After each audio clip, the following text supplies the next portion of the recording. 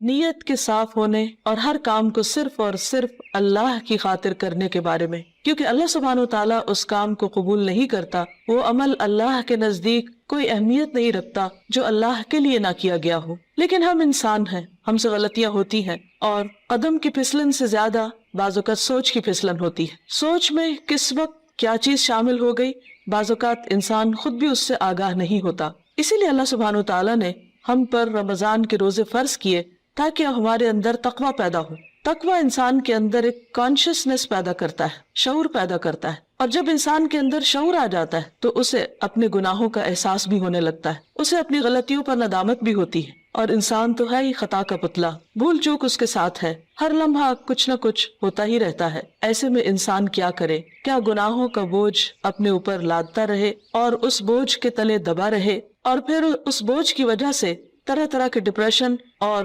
غم اور دکھ کا شکار رہے؟ نہیں، اللہ رب العزت واسع المغفرہ ہے، غفور الرحیم ہے، وہ اپنے بندوں کے گناہوں کو معاف کرتا ہے۔ رمضان کا مہینہ اس اعتبار سے ایک بہترین موقع ہے کہ ہم سب اپنے رب کی طرف رجوع کریں، انفرادی طور پر بھی اور اجتماعی طور پر بھی، اور اپنے گناہوں کی معافی مانگے۔ اللہ تعالیٰ کا وعدہ ہے کہ جو شخص سچے دل سے گناہوں کی معافی مانگے گا، اللہ تعالیٰ اس کو ضرور معاف کر دے گا، اور اللہ تعالیٰ کو معاف کرنے میں کچھ مشکل نہیں۔ قرآن مجید میں اللہ تعالیٰ فرماتے ہیں، قُلْ يَا عِبَادِيَ الَّذِينَ أَسْرَفُوا عَلَىٰ أَنفُسِهِمْ لَا تَقْنَطُوا مِن رَحْمَةِ اللَّهِ إِنَّ اللَّهَ يَغْفِرُ الذُّنُوبَ جَمِيعًا۔ آپ کہہ دیجئے کہ اے میرے بندو، جنہوں نے اپنی جانوں پر زیادتی کی ہے، جنہوں نے خود پر ظلم کیا ہے، لا تقنطوا من رحمت اللہ، اللہ کی رحمت سے مایوس نہ ہو جاؤ، بے شک اللہ سارے گناہ معاف کر سکتا ہے۔ اللہ تعالیٰ کے لیے کچھ بھی مشکل نہیں۔ ضرورت اس بات کی ہے کہ بندہ سچے دل کے ساتھ،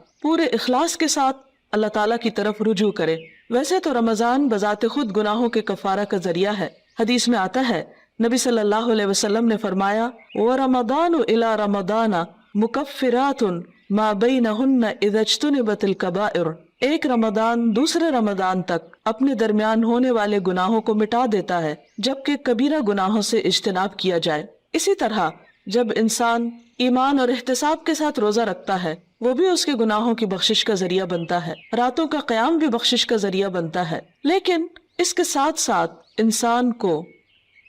پورے شعور کے ساتھ، پورے احساس کے ساتھ خود اللہ کی طرف رجوع کرنا چاہیے اور اپنے گناہوں کی معافی مانگنی چاہیے، خصوصاً کبیرہ گناہ، ان کے لیے معافی مانگنا ضروری ہے۔ اللہ تعالیٰ سے توبہ کرنے کا ایک طریقہ بھی بتایا گیا، اور وہ یہ کہ انسان اپنے گناہوں پر نادم ہو، شرمندہ ہو، ان کا اعتراف کرے، ان کو مانے، اور پھر آئندہ نہ کرنے کا وعدہ کرے، اور پھر اپنی زندگی کی اصلاح کر لے۔ انسان کی انسانیت اسی میں ہے کہ وہ اللہ تعالیٰ کی طرف رجوع کر لے اور گناہوں کا اعتراف کرے۔ انسان اور شیطان میں یہی فرق ہے۔ شیطان نے جب انسان کو یعنی آدم علیہ السلام کو سجدہ کرنے سے انکار کیا تو اس کے بعد جب اس سے پوچھا گیا کہ ما منعک الا تسجد اذ امرتک، اللہ تعالیٰ نے فرمایا کہ تمہیں کس چیز نے روکا تھا کہ تم سجدہ کرتے جبکہ میں نے تمہیں حکم دیا تھا؟ تو اس پر بجائے اس کے کہ وہ نادم ہوتا، اپنی غلطی کا اعتراف کرتا، وہ اکڑ گیا اور اللہ سبحانہ تعالیٰ کو بلیم کرنے لگا۔ اس کے برعکس آدم علیہ السلام سے جب خطا ہوئی اور وہ بھول کر جنت کا وہ پھل کھا بیٹھے جس کے کھانے سے ان کو روکا گیا تھا، تو جب انہیں اپنی اس بات کا احساس ہوا کہ انہوں نے درست نہیں کیا اور ان سے جنت کا لباس اتروا لیا گیا، تو وہ فوراً اپنے رب کی طرف پلٹے اور انہوں نے اعتراف کیا اور دعا کی، ربنا ظلمنا انفسنا وان لم تغفر لنا وترحمنا لنکونن من الخاسرین، کہ اے ہمارے رب، ہم نے اپنی جانوں پر ظلم کیا اور اگر تو نے ہمیں معاف نہ کیا اور ہم پر رحم نہ کیا تو ہم ضرور نقصان اٹھانے والے ہو جائیں گے۔ گویا انسان غلطی تو کرتا ہے، لیکن اگر وہ رب کی طرف پلٹتا نہیں اور رب اس پر رحمت نہیں فرماتا تو پھر انسان کا کوئی ٹھکانہ نہیں۔ روزے کی حالت میں انسان کو اپنے آپ کا جائزہ لینے کا موقع ملتا ہے، کیونکہ بہت سی مصروفیات اور مشغولیات سے، خصوصاً کھانے پینے کی مشغولیت سے فراغت پانے کے بعد جب روزے کی حالت میں، بھوک کی حالت میں اس کو اپنا محاسبہ اور اپنا جائزہ لینے کا موقع ملتا ہے تو اپنی چھوٹی بڑی بہت سی خطائیں، بہت سی غلطیاں یاد آنے لگتی ہیں۔ ایسے میں انسان کا کام یہ ہے کہ انسان اپنی ہر غلطی پر اللہ تعالیٰ سے توبہ کرے اور دن میں کثرت کے ساتھ استغفار کرتا رہے، اللہ سبحانہ و تعالیٰ کی طرف رجوع کرتا رہے۔ خاص طور پر روزے کی افطاری کے وقت اور پھر سحری کے وقت، کیونکہ سحری کا وقت توبہ استغفار کا وقت ہے۔ قرآن مجید میں اللہ تعالیٰ اپنے بندوں کی خصوصیت بیان کرتے ہیں، وَبِالْأَسْحَارِ هُمْ يَسْتَغْفِرُونَ، اور سحری کے وقت وہ استغفار کرتے ہیں۔ سحری کے وقت یا تو سحری کی تیاری ہو رہی ہوتی ہے یا پھر انسان اس وقت کچھ کھا پی رہا ہوتا ہے، لیکن کچھ نہ کچھ وقت، خواہ وہ کام کاج کے دوران ہی کیوں نہ ہو، ضرور ایسا نکالنا چاہیے کہ جس میں انسان شعوری طور پر اللہ تعالیٰ سے توبہ کرے، کیونکہ اللہ تعالیٰ اس وقت اپنے بندوں کی طرف خاص طور پر توجہ فرماتا ہے۔ حدیث میں آتا ہے، ينزل اللہ تعالی الى السماء الدنیا كل ليلة لنصف الليل الآخر او لثلث الليل الآخر فيقول من ذا الذي يدعوني فأستجيب له من ذا الذي يسألني فأعطيه من ذا الذي يستغفرني فأغفر له حتى يطلع الفجر۔ اللہ تعالیٰ ہر رات کو آدھی رات یا ایک تہائی رات کے آخری حصے میں آسمان دنیا پر نزول فرماتے ہیں اور ارشاد فرماتے ہیں کہ کون ہے جو مجھ سے دعا مانگے اور میں اس کی دعا قبول کروں، کوئی ہے جو مجھ سے سوال کرے کہ میں اسے عطا کروں، کون ہے جو مجھ سے استغفار طلب کرے اور میں اسے بخش دوں، یہاں تک کہ فجر طلوع ہو جاتی ہے۔ یعنی اس وقت خاص طور پر اللہ تعالیٰ اپنے بندے کی طرف متوجہ ہو کر اس کو پکارتا ہے کہ تم غلطی کرنے کے بعد میری طرف لوٹ آؤ۔ رمضان ایک مبارک موقع ہے کہ جس میں انسان سحری کے وقت اٹھ ہی جاتا ہے، تو اس وقت اللہ سبحانہ تعالیٰ کی اس پکار پر لبیک کہتے ہوئے اپنے گناہوں کی معافی مانگنی چاہیے اور اس کی طرف رجوع کرنا چاہیے، کیونکہ وَمَن يَغْفِرُ الذُّنُوبَ إِلَّا اللَّهُ، کون ہے جو گناہوں کی بخشش کرے سوائے اللہ کے۔ ہم میں سے کون ہے جو یہ دعویٰ کرے کہ اس سے کبھی کوئی غلطی نہیں ہوئی یا اس نے کوئی گناہ نہیں کیا؟ ہم سب خطا کار انسان ہیں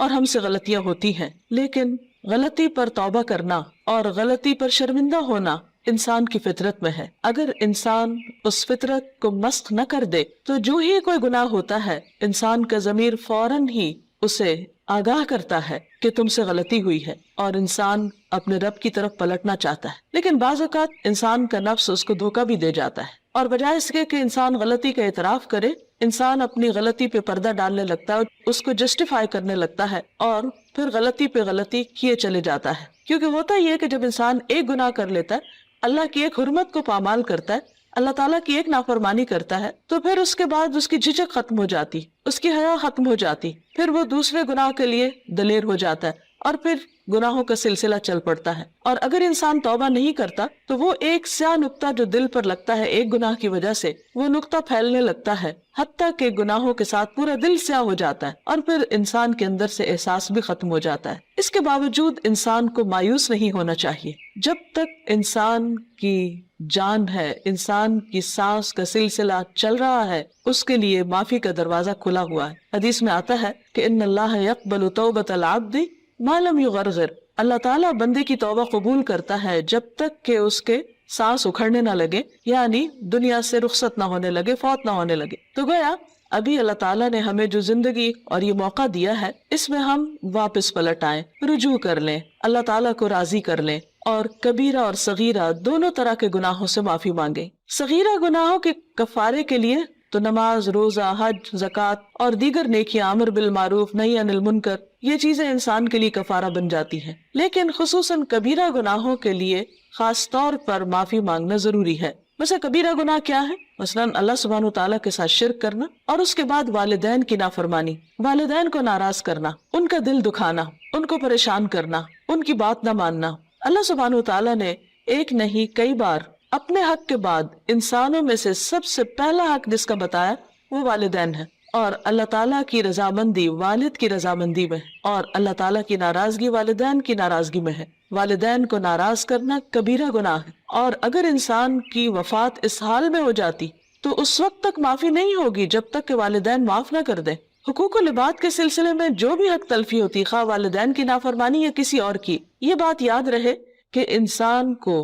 اس وقت صرف اللہ تعالیٰ سے ہی نہیں، بندوں سے بھی معافی مانگنی ہوگی، یعنی بندوں کو بھی راضی کرنا ہوگا۔ والدین کے بعد باقی رشتہ دار، دوست احباب اور انسانوں میں سے کسی انسان پر بھی اگر کوئی ظلم یا زیادتی ہوئی ہو تو اس کے لیے توبہ استغفار اور اس کے ساتھ ساتھ اس بندے سے معافی مانگنا بھی ضروری ہے۔ اسی طرح زبان کے بہت سے گناہ کبیرہ گناہ ہے، مثلاً جھوٹ بولنا۔ اسی طرح غیبت، اور غیبت کیا ہے؟ کسی مسلمان بھائی کی پیٹھ پیچھے اس کی برائی کرنا، کسی پہ جھوٹا الزام لگانا، کسی کو تانا دینا، کسی کے بارے میں بدگمانی کرنا، کسی کا مذاق اڑانا، نقلیں اتارنا، یہ سب دوسروں کا دل توڑنے والی باتیں، یہ تہذیب کے دائرے سے نکلی ہوئی حرکتیں، اور ہمارا دین ان چیزوں کی قطعاً ہمیں اجازت نہیں دیتا۔ کسی کے ساتھ اختلاف کا ہو جانا، کسی کی بات کو ناپسند کرنا، یہ ہر انسان کا حق ہے، لیکن یہ سب کچھ دلیل کی بنا پر ہونا چاہیے، محض جذبات کی بنا پر نہیں، کہ ہم اگر کسی سے اختلاف کرتے ہیں تو پھر ہم اپنے لیے اس بات کو جائز کر لیں کہ جیسے